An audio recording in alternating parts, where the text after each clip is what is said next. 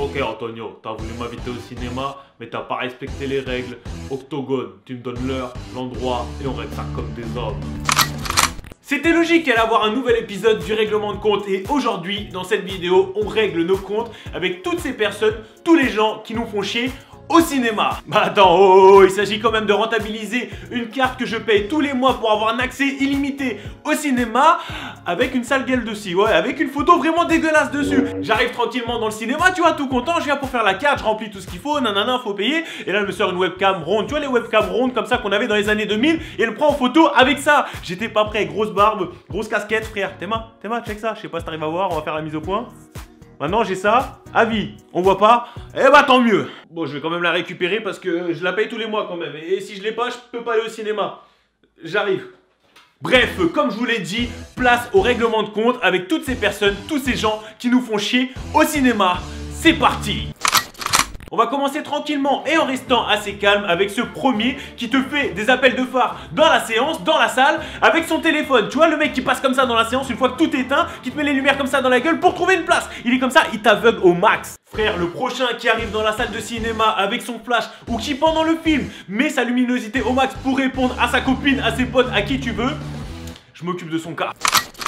On a ce pote qui est pas méchant, hein, sur ça, il n'y a aucun souci, mais qui te nique tout le film parce que lui, il a déjà vu et il va être tout le temps assis à côté de toi en train de te dire hey, prépare-toi parce que là, il va se passer ça. Là, t'inquiète pas, à la fin, t'es pas prêt pour ce qui va se passer. Là, je te dis pas, mais dans 10 secondes, il se passe un truc de ouf. Mec, t'es mon pote, hein, mais ferme ta... Dans la même lignée, on a ces gars qui arrivent en équipe au cinéma. Jusque là, il n'y a pas de problème. Mais c'est ces gars qui vont arriver en équipe pendant 1h30 pendant le film et qui vont faire que parler et rigoler. Les gars, soyez professionnels. Soyez professionnels. Si c'est pour faire ça, je sais pas, allez au tacos. Là, c'est un film. On vient regarder un film. On paye. La prochaine fois, les gars, que vous venez en équipe comme ça et vous nous empêchez de voir un film, si vous êtes plus de 10, bon, je ferai rien. Plus de 5, peut-être pas non plus. Mais si vous êtes moins de 5, les gars, octogone direct, on règle ça comme des hommes.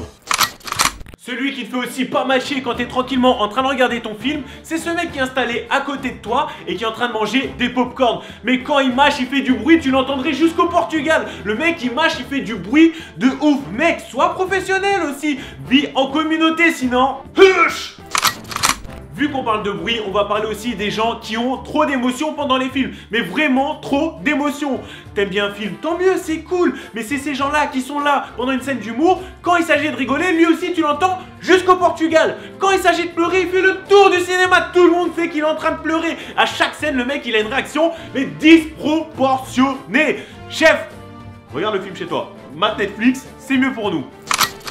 Après je parle de ceux qui kiffent tellement le film qu'ils en font v'là le bruit. Mais t'as aussi à l'inverse le mec qui n'aime pas le film ou qui s'emmerde et qui est là, qui s'endort. Il est généralement toujours assis à côté de toi, il pose sa tête comme ça et il se réveille et là d'un coup...